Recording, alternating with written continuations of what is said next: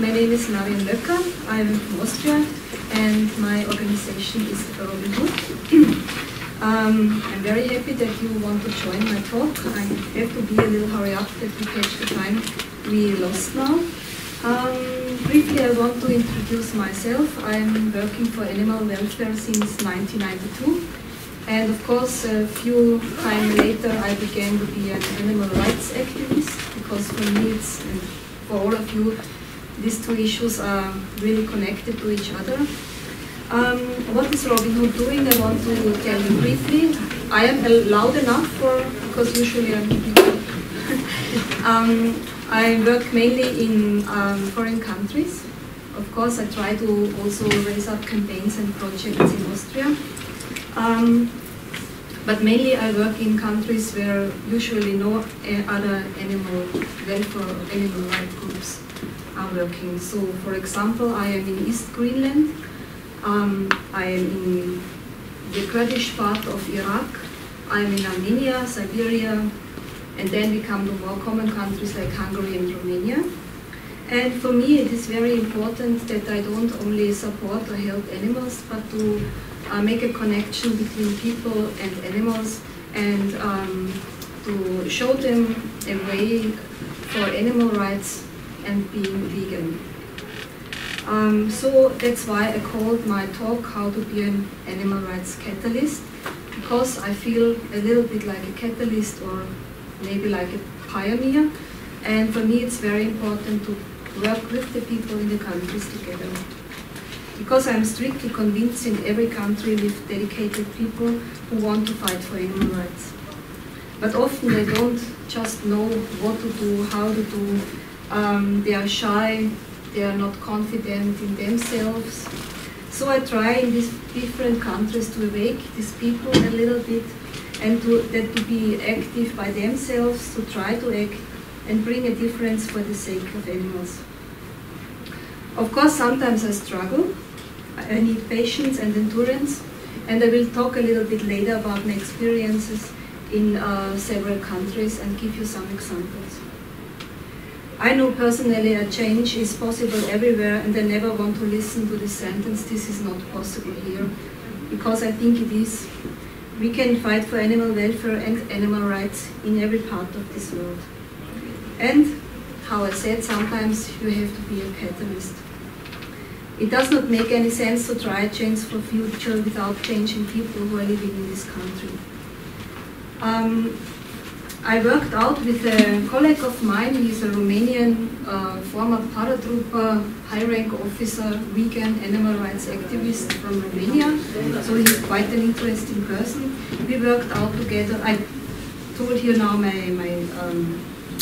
countries where I'm mainly working for, and the Robin Hood mission, what says help animals and people to act for benefit of animals. So here you see Alexandro, he's my colleague, and we saved 2 weeks ago this little guy from a first kill shelter. So this dog is now in my home. And we created the P100 project. Why P100? It's called Project 100. 100 is just a title, because probably we will need 100 years to reach the target, but I'm sure we will need more than 100 years. And we called it being human. So here you see how it works. It maybe looks a little bit complicated, but mainly it has 4 phases. The first is the personal strategy that is permanent. Then the actions in 4 directions. You see it, I have here somewhere.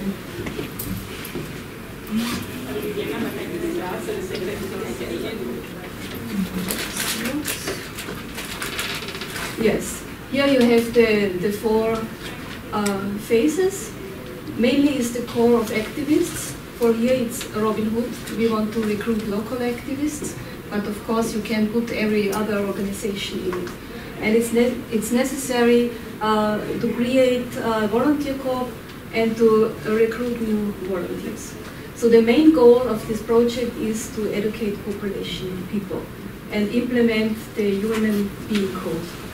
So this human being code is first the right of life, no misuse of living beings and environment, don't be an ignorant, act in the spirits of these first two rules. So what are the essential tasks for it? First, it's to increasing the numbers of activists by recruiting them from all areas. Development of volunteer corps, identify of enemies. We have to know who are our enemies, what is mainly quite simple, but sometimes they are detected and we have to, they are hidden and we have to detect them. And the development of these all four directions. So what are the mainly target groups? It's of course children, because the children are our future. I try to go in every country in schools. In Romania, I also go in the schools where the Romas are. You know, these people have not really rights. It's very hard to convince them about animal welfare, but I think all these people are really necessary for our future. Also, of course, adults with education level that makes them able to understand and adopt the activist rules we have here. And NGOs, also for cooperation. So what we also do, next step is that we have an organization, they distribute in Romania, for example, school bags for free. And in these school bags, we put in this P100 project. But of course, made it for children, that they know what is going on about it. So the activist rules, of course, this is not finished, we are still working on it, is of course first being vegan, doing sports. Why sports? For this I come later, because we now founded a Robin Hood running team, because we want to catch people over sports. Being healthy, runners want to be healthy. We have marathon runners in our group, and over this we catch them being vegan and being animal rights activists. So it's another way to find people, not just go to them, be vegan, fight for animal rights. Some people are, no, I cannot, it's too much for me, they are shocked. But over sports, we can maybe catch them better. Of course, an activist role is saving animals and educate people. And I will shortly explain the four directions. Direction 1, healthy men. This is the Robin Hood running team. Direction 2, respect for life. Here are my projects included. Direction 3, education and social. Here we train people in different countries to do protest, to flyer action, to go to the media, to establish press conferences. Direction 4 is also not necessary for us because fundraising is necessary. Without fundraising, we cannot do anything. Every flight costs money, everything costs money, so fundraising is, I have to confess, still necessary. And we have the powerful actions. They are also always to be determined what powerful action is necessary to reach which game. And as I told you, to identify the enemy, like killing shelter, killing laws, animal farms, vivisection, you know it better, all of these enemies, we are surrounded by them. And all this is connected to each other. So I want to shortly explain the code of documents. What is the time? Okay. So the first rule, the right of life, means all living beings have the right to live and not to be harmed. Rule 2, no misuse of living beings and environment. That means nobody has the right to use another human for his purpose. Rights for women, rights for children, rights for colored people, indigenous people. I work in Greenland, we have the Inuit there, the indigenous people.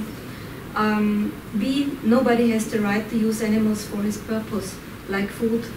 Here we come to the farm animals, fish farm, animal testing, sports, like horse races, dog races, hunting, amusement, like zoo, circus, dolphinarium, and so on. And don't forget the environment, because we all live in one world. We cannot only protect animals without protecting the environment. This is also very important in my projects. I always try to connect this. So these are just simple examples, like leave the flowers for insects in the early spring. I never go for flowers because this is the early food for the insects. No waste of water, no pollution with butts or bottles, and so on. And rule 3, respect of your own life and body like. And here we come back to the Robin Hood running team. Because if you have a healthy body, do sports, eat healthy, then we can convince people to go vegan, or at least vegetarian, because better is vegan. And we have marathon runners in our group, they are vegan. And it is possible to run a marathon with vegan. And our top runner has, his best time is 2 hours 49 minutes, and he's vegan. And that's quite a good result. And of course, rule number 4, don't be ignorant and act in the spirit of rule 1, 2, and 3. So when I come to these countries, it's always necessary to consider about some things, to encourage the self-confidence of these people, because sometimes they really don't know what is about animal welfare, animal rights. In Greenland, it was really a hard time for me to convince people to do something for animals, because they have never heard anything about it. Also in Armenia, Armenia is a country, okay, I even met vegan people there, but animal welfare, far away. For me, it is also necessary to get the confidence of these people by making compromises. You know, I'm really a strictly animal rights activist, but even I have to make compromises in different countries, like in Greenland, where most of the men are hunters. And I have my sled dog project there, and I have to accept that they are hunting, because it's still their life there. For me, it's hard to see in every house the skin of a polar bear. I see them hunting seals, I see them fishing, but when I come and say you have to stop this, then I'm lost. I know I cannot save all animals in the same time, and sometimes I'm quite sad about this, but that's why you have to make some compromise, and maybe you can reach them also for the other animals in future, you never know. It's very important to be there all the time. For sure I cannot be in all the countries all the time, but be there, be with the people. I always show my face, I go to the bar, I go to the church in Greenland, and they say, ah, this lady from Austria, she is with us, and then they get to trust you. And being positive is also very important. Only talk about negative things and nothing will change, then you can shoot yourself immediately, because it's why we are doing this. We have to be positive and patient, because these people have no idea what it's about, what I'm talking about. So this is also very necessary, and trust in success. In Greenland, I needed really 5 years before I get one single step. And everybody told me, give it up, this project, you never will reach anything. And after 5 years, I did. So in the background, you just see mixed some pictures from Armenia, Iraq, Greenland, Romania, and meantime, I talk. So. In Romania, I mainly support the stray dogs, and I do this since 1992. And try to avoid that these dogs will be killed. So I not only support shelters, I try to do something in the field. So we do castrations for animals. Their owner have no money and cannot afford the castration campaign. Why I tell this today? Because it has not really nothing to do with this issue. But I trained now a lot of veterinarians and volunteers to do it by themselves. So it's not necessary that this is our runner from Romania. So I train themselves to go for flyer action, to do awareness, that people come to bring the animals for castration. And meantime, it's not necessary that I'm there. So they do it alone. I also convince them, you know, maybe Romania has now a ban of wild animals in circus since a few months, I think. And I also encourage them to go for flyer actions, to do some protests, to start petitions, because in some parts of Romania they never heard anything about this. And the same I want to do about zoos, and of course about being vegan. When I go to schools, I always tell people that the children that I'm vegan and why I am. And sometimes they look with big eyes, wow, you don't drink milk and so on. No, of course not, it's not necessary. And in Romania you get a lot of vegan stuff. They have soy milk, they have a lot of tofu, they have, you know, when they have their Easter celebration, they eat mainly vegan. In Romania is also located our marathon runner, and as I told you, he's a former paratrooper, so he's an officer of military, and he decided to help the animals and being vegan and be our marathon runner, and we founded our running team. So shortly about Greenland, it's also necessary, as I told you, to have some compromises there. I always try to find some volunteers for a missing link. In Greenland, the problem is, yeah, you see here a typical Greenlandic sled dog. The sled dogs are still used in winter, okay, for going hunting, but it's not so nice, but there are. And the people are very connected to the dogs, but in summer they are useless. So they get no water, no food, they're always on chains. So a lot of them, and there is no veterinarian in East Greenland. So if the dog has a little wound, they shoot him.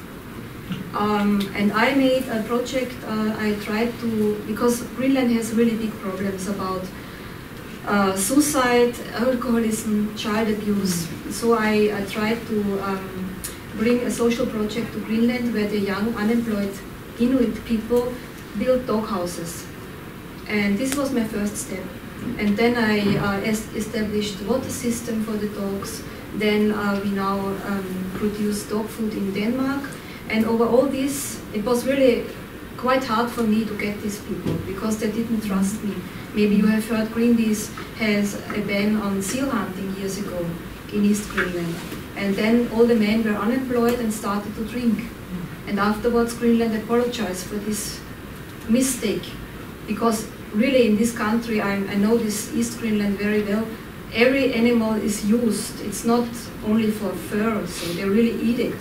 Of course, we vegans don't like this, but they don't throw away a body or make just a little handbag of it. It's really used. And we also want to have a day for environment. You see here these dogs are chained in garbage. That's how sometimes it looks in East Greenland. A wonderful country, but full of garbage. They throw everything away, they don't care about it. And I want to catch them also for being nicer to the beautiful environment and also for the dogs. And we had in this year a workshop about veterinary care, and I was quite proud that also the really old Inuit guys joined it and were interested in, and at that point I realized I'm now in. They accept me now, because in former years they did not. So shortly I will tell you also about my another quite interesting project. It's located in Iraq. I was last year in Iraq and I wanted to go this year, but maybe you have heard about the Kurdish referendum. All flights were cancelled to Erbil, so I couldn't go. I had planned already for World Annual Day, a big program with press conference, workshops and everything. Because in Iraq I have a quite nice veterinarian and he is doing castration projects and help for dogs.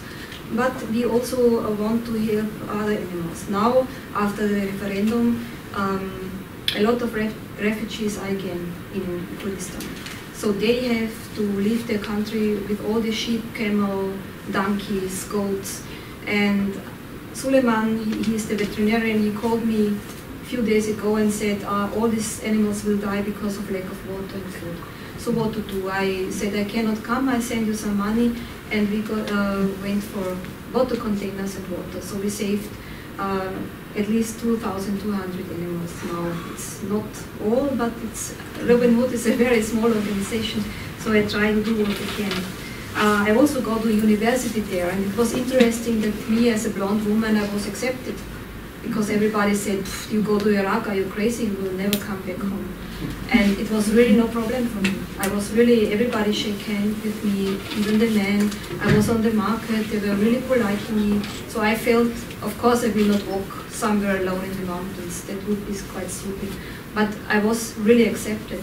And I was very pleased about the Peshmerga soldiers because they are really take care of animals. They buy food of their salary, not only for dogs, for squirrels, for bears, everything. They're really nice. So in Kurdistan, animal welfare is really an issue. But they only want, you know, a little catalyst to know how to do it. And for that, I'm there. So I want, as soon as possible, to go back to Kurdistan. A little short story about the food there, because they eat halal, we all know, my God, halal. Okay, it's very sad and bad for the animals, but also our slaughterhouses are, so what shall I tell you? And I was invited every day for food, for lunch, and of course they had meat, chicken and everything, and I said, no, I don't eat it. And Suleiman said, come on, my wife cooked, it's so nice, it's so good, so tasty, you should eat it. And every day the same story. I said, no, Suleiman, I don't, I am vegan, I don't eat it. Ah, please try, please try. And finally I said, Suleiman, okay, I respect your religion, you're Muslim. I reminded him, Suleiman, you have to pray, because it's 5 times a day. And, I have to pray, yeah, thank you. So, and I said, vegan is my religion, so please accept it. And then he was thinking a few minutes and then said, yeah, you're right. Now I got it, I accept it, it's your religion to respect animals. And then he never asked any more about this. So, meantime, I can also talk about, meantime the pictures are running, about the, to look if I forgot something.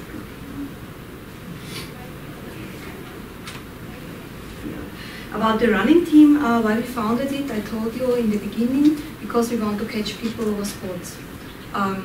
So we have now in the Facebook group, you are really very pleased to come in our group, 23 people. Not all of them will run for sure, but we will join some marathon races, half marathon, 10 kilometers and relay. And our Romanian runner is coaching them from the distance. So if you want to join, you're really very welcome. And of course we run for animals. I am not the runner, I'm a cheerleader. So, as I explained you in this animation, we want to get more people for the animal rights and veganism over these healthy running things. So, we haven't seen them already, or is it repeating? Okay, so what is the time? How long we have?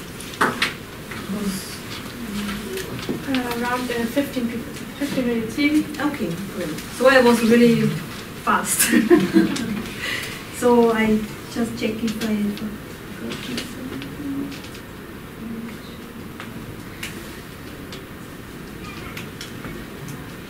Yes, I told you, all these people, they often don't know how to protest. So we had in Romania a case about animal hoarding and they just don't know what to do. So I said, go to the authorities. Which authorities? I said, yeah, you should know. You know, this is a little example. People want to act, but they have no idea what to do in these countries. For us, it's normal. Go this. If it's helpful, that's another question. But they have no idea. Or, we don't like the circus with the animals. Then I said, okay, go on for a protest. Make flyers. Ask the authorities what is allowed to do in front of a circus. Okay, no, we don't, we are too shy. And then you have only to take them by the hand and show them what is possible. Because there are people like we all started sometimes working for animal rights. So I think this is possible in every country.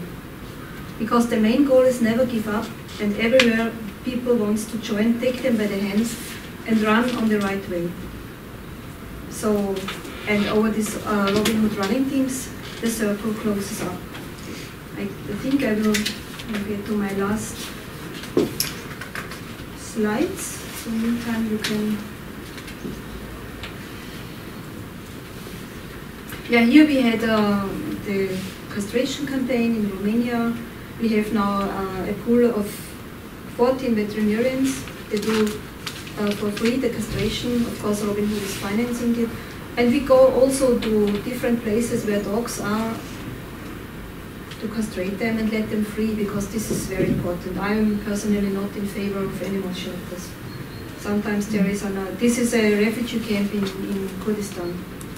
There are 50,000 people in, and since that I was in because I had the permission, and since that I've seen it, I'm totally convinced that we have to act for the refugees. Because when you have seen this, where they should live. I was in Sinjar, it was totally destroyed, and I found animals there to help them, and what shall I do? They just have to go. I think we all would go if we would be in this situation. This is a city that's completely destroyed. So, it's quite sad. Yeah, here we have the sheep. They also are like refugees, nobody cares.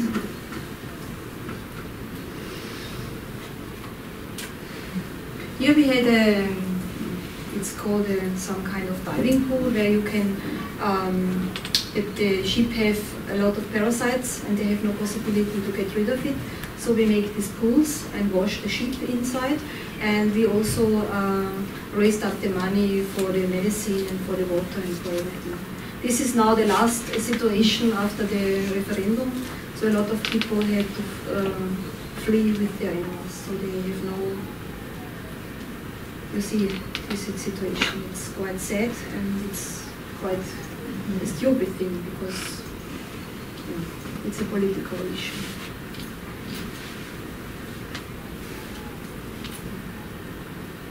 And you see they like their animals, it's not so that they just camels, donkeys, everything.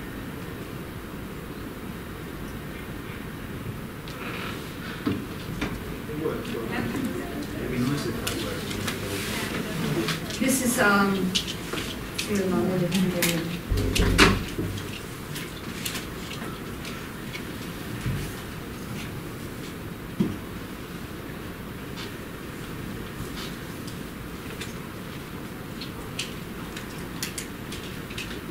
in Kurdistan, a lot of pet shops and animal markets are, and they sell everything, even wild animals. And for this reason, we also want to stop that it's allowed to catch wild animals in the forests. And the Kurdish government is quite in favor for a ban, so we have to go for this. So what is about time? Because I go to my last slide. 10 minutes. 10 minutes. 10 minutes. Okay, I was too fast, I'm sorry. So these are the sled dogs, they are in the garbage. Maybe I forgot something. I'm not so used to talk for people, so.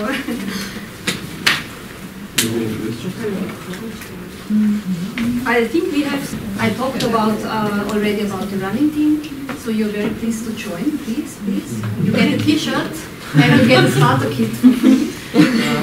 And Alexandra will coach you from distance. So I just met a young girl, she started to run and she is posting in the group every day her distance. And she's now on 10 kilometers and she will join the half marathon in Linz. So, simple conclusion, time is always right to do what is right. I think there's nothing more to add. And I want to thank you very much for your attention. And if you want, we can start now with the discussion.